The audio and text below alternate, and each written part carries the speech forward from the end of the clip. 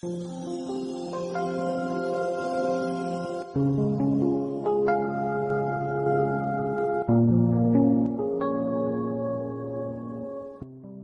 of the 29th week in Ordinary Time.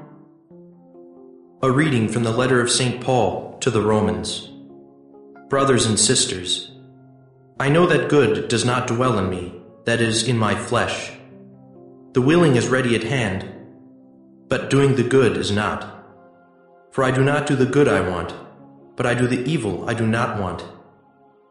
Now if I do what I do not want, it is no longer I who do it, but sin that dwells in me. So then, I discover the principle that when I want to do right, evil is at hand. For I take delight in the law of God, in my inner self, but I see in my members another principle, at war with the law of my mind, taking me captive to the law of sin that dwells in my members. Miserable one that I am! Who will deliver me from this mortal body? Thanks be to God through Jesus Christ our Lord. The word of the Lord. Responsorial Psalm. The response is, Lord, teach me your statutes. Teach me wisdom and knowledge, for in your commands I trust. Lord, teach me your statutes. You are good and bountiful. Teach me your statutes. Lord, teach me your statutes. Let your kindness comfort me according to your promise to your servants. Lord, teach me your statutes. Let your compassion come to me that I may live, for your law is my delight. Lord, teach me your statutes. Never will I forget your precepts, for through them you give me life. Lord, teach me your statutes. I am yours, save me, for I have sought your precepts. Lord, teach me your statutes.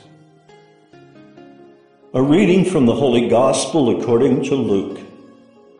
Jesus said to the crowds, "When you see a cloud rising in the west, you say immediately that it is going to rain, and so it does. And when you notice that the wind is blowing from the south, you say that it is going to be hot, and so it is. You hypocrites! You know how to interpret the appearance of the earth and the sky.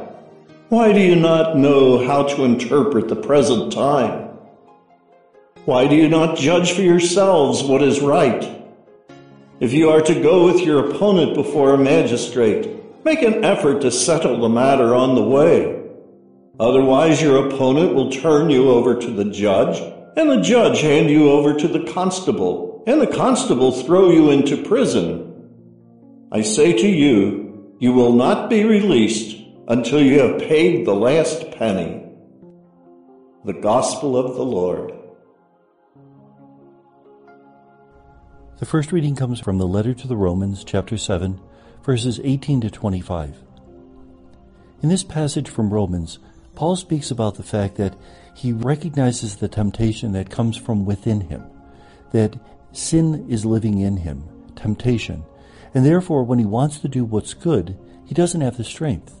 And in fact, sometimes when he hears of bad things, the very hearing of it causes him to be tempted to do it when he had no idea that he wanted to do it. That at times he feels like a prisoner, a slave to his passions, a slave to sin. And it's only through grace that he can be freed, because he recognizes that he can't do it alone. This is a most important lesson in the spiritual life. We try to do penitential practices, we try to follow an ascetic path, and yet we seem to fall back into sin, and sometimes even just the sin of pride when we seem to be succeeding. It's only if we surrender to God's grace and God's goodness that we can make progress, because progress is made not in our time, but in God's time. It doesn't mean we shouldn't expend effort, but it should be that when we expend effort, we recognize that it's our contribution, but the one who is truly causing conversion is the Lord. The Gospel is from Luke 12, 54 to 59. Jesus says to the people, "You see a cloud in the west and you know rain is coming." Remember, this is being said in Israel, so a cloud from the west means a front moving in from the Mediterranean, which would mean rain. A wind comes from the south and it'll be hot. that in fact there are desert winds that come in from the Sahara. In Israel, one of the winds is called the Hamshin. In Italy, it's called Scirocco. These are hot winds. The people are able to read the signs of the weather. If they're able to read the signs of the weather, why are they not able to read the signs of the time? That the world is coming to an end.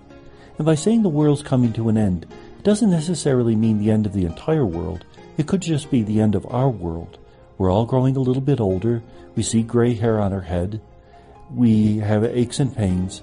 It's a sign we won't last forever. And so we should use today as a day of conversion and not wait till tomorrow, because we can't be sure we'll have a tomorrow. We should settle with our opponent before we go to court. Now, at the very end of the passage, it talks about settling with that opponent, lest he throw you into prison and not let you go till you've paid the last penny. Some people would interpret that as a reference to purgatory, but it's not.